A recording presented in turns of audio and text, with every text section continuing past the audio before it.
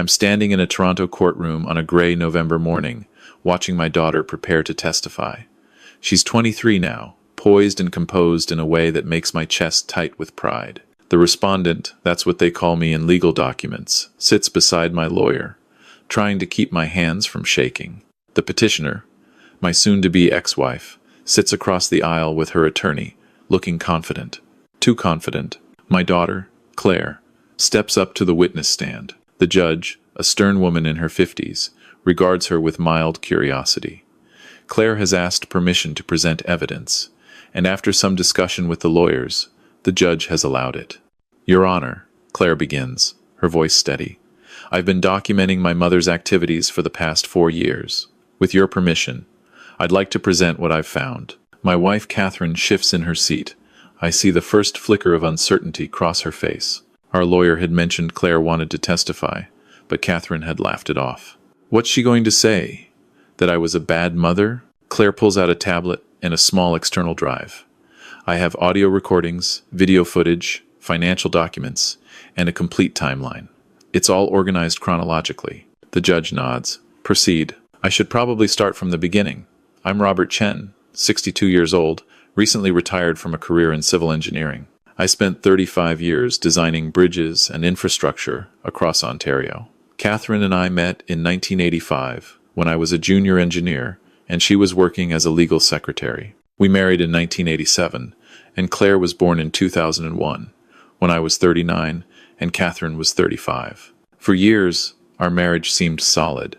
We lived in a comfortable house in Oakville, just west of Toronto. I worked long hours, often traveling to project sites, while Catherine eventually left her job to focus on raising Claire and managing our household. We weren't wealthy, but I made good money. We had retirement savings, RRSPs, a paid-off mortgage, and Claire's RESP, her education fund, was fully funded at nearly $140,000. But let me tell you what I didn't know. I didn't know that Catherine had been unhappy for years. I didn't know she found our life boring. I didn't know that in 2018, when Claire was 17, Catherine had joined a gym and hired a personal trainer named Marcus Webb. And I certainly didn't know that by early 2019, she was having an affair with him. Marcus was 28 years old, 5 years younger than our daughter is now. That detail still makes my stomach turn. Claire discovered it by accident. It was March 2020, right when the pandemic was starting. Claire was 19, home from university because everything had gone online. Catherine told me she was going to the grocery store, but she forgot her phone at home. When it rang, Claire answered, thinking it might be important. Hey, beautiful, when are you coming over? A man's voice said. Claire, confused, said, I think you have the wrong number. There was a pause. Then the man Marcus said, Is this Catherine's phone? This is her daughter. He hung up immediately. Claire told me she sat there for 20 minutes, trying to rationalize it. Maybe it was a misunderstanding. Maybe it was a friend. But something in his tone had been too familiar, too intimate. When Catherine came home 2 hours later, she was flushed and happy, humming to herself. She took her phone from Claire without comment. That night, Claire told me, she couldn't sleep. She kept thinking about that phone call. The next day, while Catherine was out again, running errands, Claire did something she'd never done before.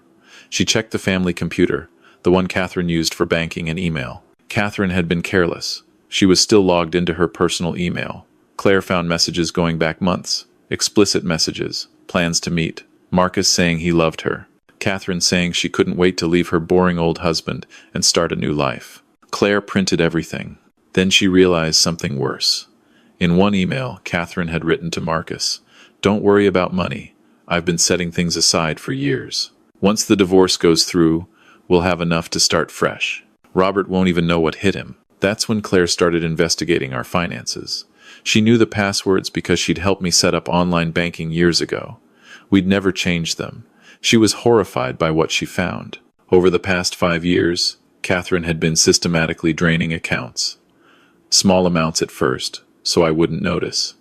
Then, larger sums. She'd transferred money from our joint savings to accounts in her name only. She'd taken out credit cards I didn't know about, racking up debt in my name. And worst of all, she'd emptied Claire's RESP, the education fund I'd been contributing to for 19 years, transferring the entire $140,000 to an account I'd never heard of. Claire told me later that she sat in her bedroom that night, crying silently so we wouldn't hear. She felt like her whole childhood had been a lie, but she didn't tell me. Not yet. Dad was so trusting, Claire says now, from the witness stand. Mom handled all the finances. He worked so hard, traveled so much, that he never thought to question her. Why would he? They'd been married 33 years. She's right. I was a fool. In engineering, we calculate for stress loads, for worst-case scenarios, for things that could go wrong. But in my marriage, I never suspected a thing. When Catherine said we needed to tighten our belts because expenses were high, I believed her.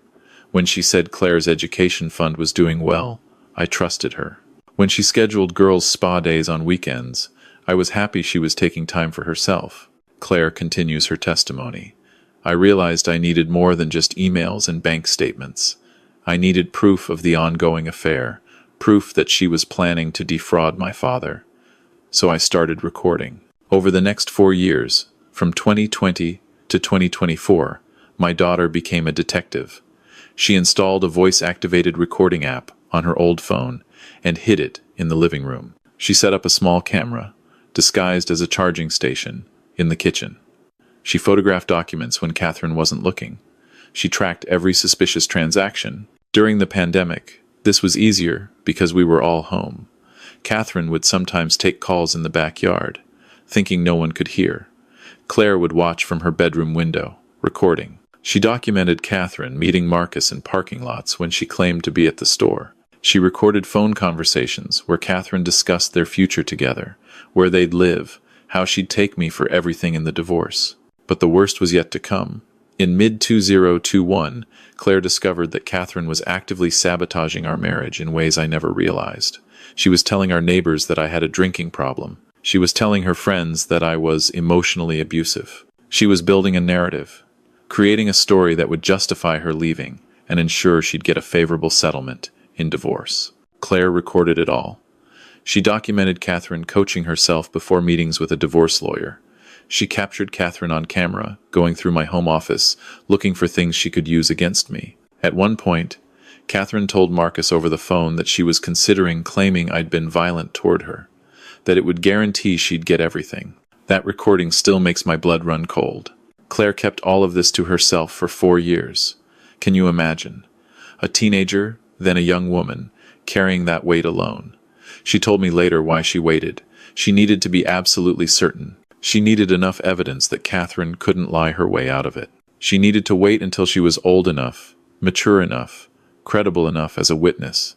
And she needed to document a pattern, not just isolated incidents. I had no idea. None. As far as I knew, my marriage was simply fading. Catherine seemed distant, but I chalked it up to empty nest syndrome after Claire moved out for university in 2021. We'd grown apart, I thought. It happens. When Catherine asked for a divorce in August 2024, I was sad but not entirely surprised. These things happen after so many years, I told my brother on the phone. We just want different things now. Catherine filed for divorce on September 15th, 2024. Her petition claimed irreconcilable differences and cited my workaholic tendencies and emotional unavailability as contributing factors. She requested half of all marital assets, spousal support, and sole possession of our home. Her lawyer was aggressive, well prepared. My lawyer was concerned. She's got a narrative, he told me. She's claiming you neglected her for decades, that she sacrificed her career for the marriage, that she deserves to be compensated for years of being underappreciated. I didn't fight it. I felt guilty, actually. Maybe I had been too focused on work. Maybe I hadn't been attentive enough. Maybe Catherine deserved to be happy, even if it wasn't with me. That's what I thought until 3 weeks before the final hearing. Claire came to my apartment. I'd moved out of the house, at Catherine's request. Was living in a small rental near Lake Ontario. Claire sat me down at my kitchen table, and for the first time in 4 years, she told me everything. I didn't believe her at first. It was too much, too calculated. Catherine might have fallen out of love with me, but fraud? Theft? A man young enough to be her son? A plan to frame me as abusive? Then Claire showed me the evidence. Hours of recordings, bank statements showing hundreds of thousands of dollars moved to accounts I'd never approved. photos of Catherine with Marcus, emails discussing their future life together, funded by my retirement savings and our daughter's education fund. I was sick, physically sick. I went to the bathroom and vomited. When I came back, Claire was crying. "I should have told you sooner," she said. "I'm so sorry, Dad. I just wanted to make sure we had enough to prove it. I couldn't let her get away with it." We went to my lawyer the next day. He reviewed everything Claire had compiled. I watched his face go from skeptical to stunned to furious. "This is fraud," he said. "This is theft. This is criminal. We need to bring this to the judge immediately." He filed an emergency motion. Claire would be called as a witness. We'd present everything at the final hearing, scheduled for November 18th, 2024. Catherine had no idea what was coming. Now, in the courtroom, Claire is walking through her evidence methodically. She starts with the affair. She plays a recording from April 2020, Catherine's voice clear as day. "I can't wait to be done with Robert. He's so predictable, so boring.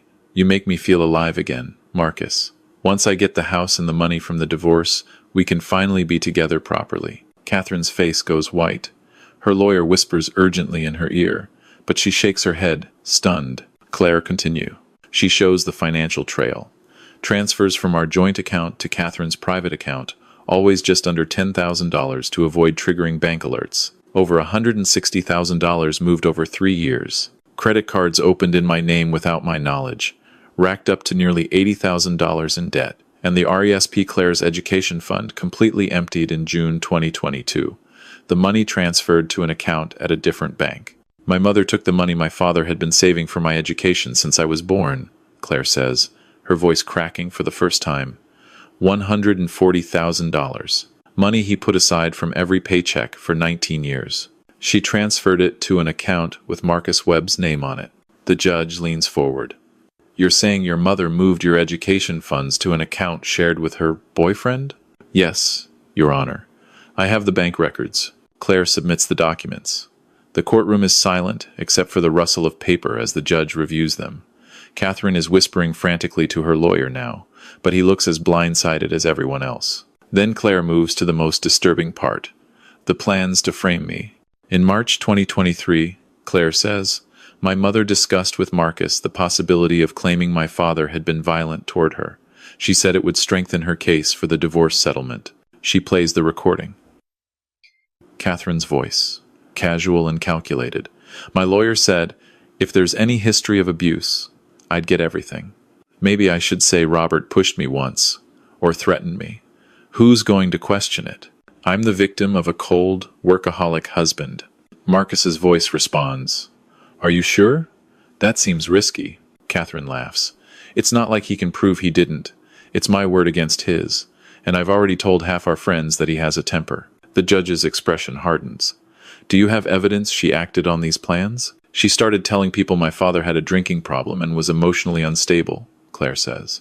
"I have recordings of her telling her sister, her friends, even our neighbor, Mrs. Patterson. She was building a false narrative. I also have text messages where she discussed researching domestic violence claims and what evidence she'd need." Claire submits printed text messages. Screenshots of Catherine's Google searches. How to prove emotional abuse in divorce. Can you win divorce case claiming husband was threatening? Domestic violence laws, Ontario. The judge looks at Catherine. "Do you have anything to say?" Catherine's lawyer starts to speak, but Catherine interrupts. "This is insane. Claire, honey, I don't know what you think you found, but you're misinterpreting. I have 4 years of evidence," Claire says quietly. "Audio, video, financial records, text messages, emails, and testimony from witnesses who can confirm dates and times. This isn't a misinterpretation. This is fraud and theft and planning to commit perjury." Catherine stands abruptly. "I need a recess. I need to speak with my attorney." "Sit down, Mrs. Chen," the judge says sharply. "We're not finished." But Catherine doesn't sit. She looks panicked now, her confidence completely shattered. She glances at the courtroom door.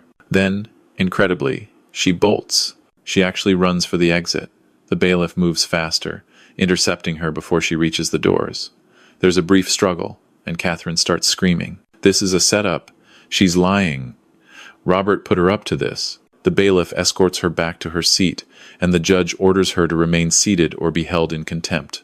Catherine collapses into her chair, crying now. Her lawyer looks like he wants to disappear. The hearing continues for another hour. My lawyer presents our case for the return of all stolen funds.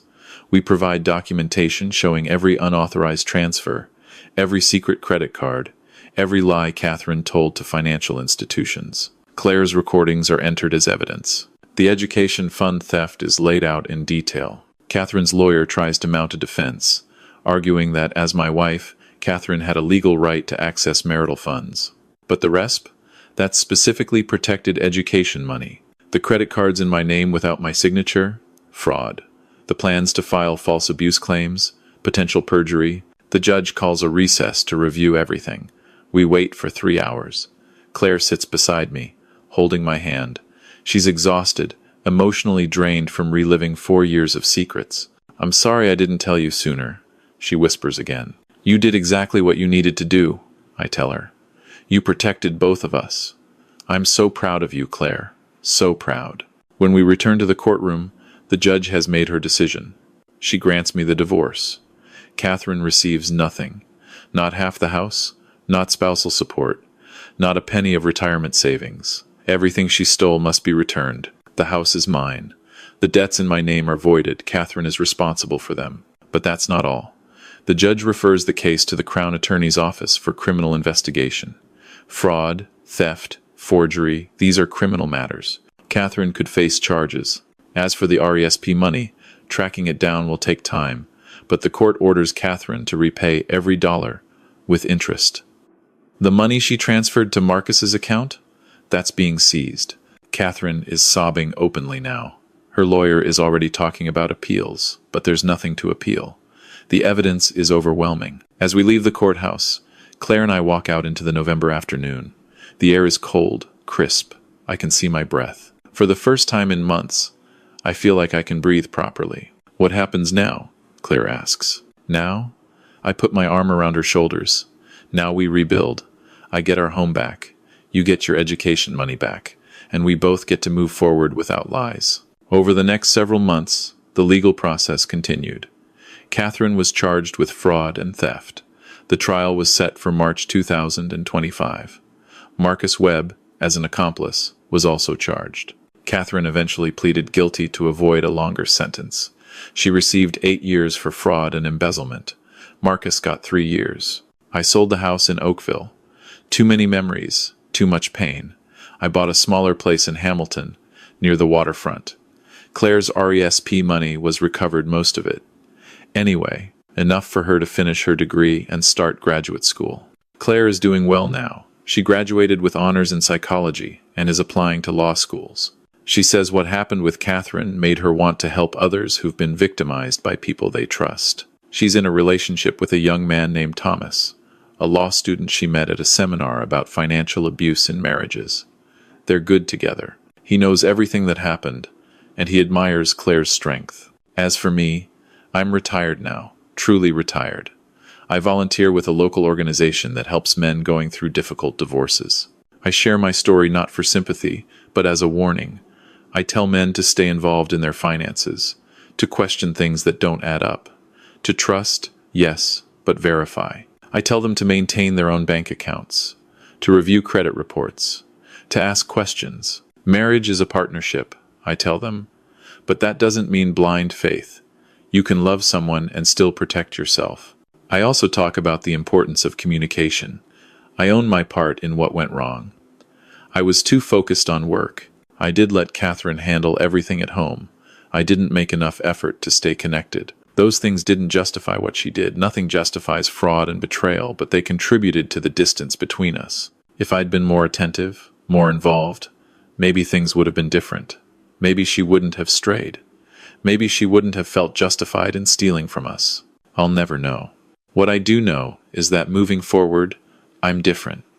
I'm more present, more aware, more careful. Claire and I are closer than ever. We have dinner together every week. She calls me almost daily. Sometimes we talk about Catherine, but mostly we don't. Catherine is serving her sentence at Grand Valley Institution for Women in Kitchener. I haven't spoken to her since the trial. I have nothing to say. Claire hasn't contacted her either. Maybe someday, when Catherine is released, they'll talk. Maybe not. That's Claire's choice to make. I've learned some hard lessons these past few years. I've learned that love doesn't mean you surrender all control. I've learned that trust is good, but accountability is better. I've learned that children see more than we think, understand more than we give them credit for, and sometimes have more courage than adults do. Most importantly, I've learned that it's never too late to start over. I'm 63 now. I thought my life was over when Catherine asked for divorce. I thought I'd spend my retirement alone, sad, diminished. But that's not what happened. I have my home, I have my dignity, I have my daughter's respect and love, and I have peace. For anyone going through something similar, I want you to know this. Financial abuse is real. Emotional manipulation is real. And you don't have to accept it just because you've been together for decades. You don't have to stay silent just because you love someone. Love shouldn't cost you your security, your peace of mind, or your future. Stay vigilant, stay involved, ask questions, review statements, know where your money is going, and if something feels wrong, don't dismiss it. Trust your instincts. And if you have children, trust them too. They see things we don't, they understand things we miss. Claire saved my life, in a very real way. She saved my future, and she did it because she loved me enough to act, even when it was hard, even when it was scary, even when it meant exposing her own mother. That's the kind of courage we should all aspire to. The courage to stand up for what's right, even when it costs us something, even when it hurts, even when it's family. I'm grateful for Claire. I'm grateful for second chances. And I'm grateful that despite everything, despite 33 years of marriage, ending in betrayal and fraud, I can still believe in honesty, in justice, and in the possibility of starting fresh. The best revenge, they say, is living well.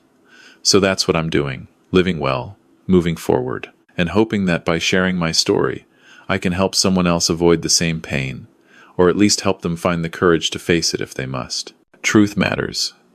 Justice matters. And sometimes, it takes a brave child to remind us of that.